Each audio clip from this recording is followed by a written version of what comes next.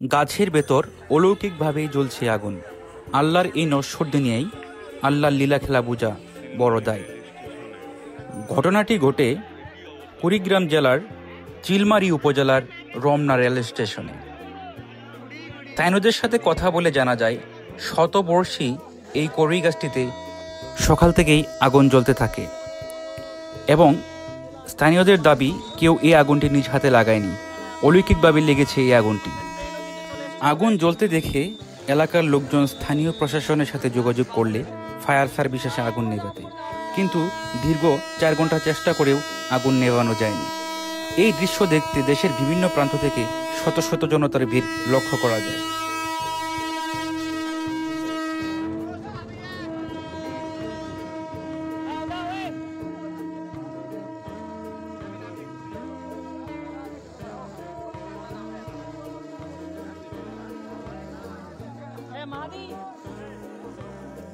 অলৌকিকভাবে গাছে আগুন লাগার এই ঘটনাকে নিয়ে অনেকেই ভিন্ন মতামত দিয়েছেন।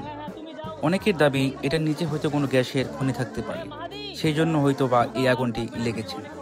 আবার অনেকের দাবি ল্যাংটা পাগলের আস্তানা ছিল এই গাছের নিচে, তাই ওনার কারিশমার জন্যই এই আগুনটি লেগেছে।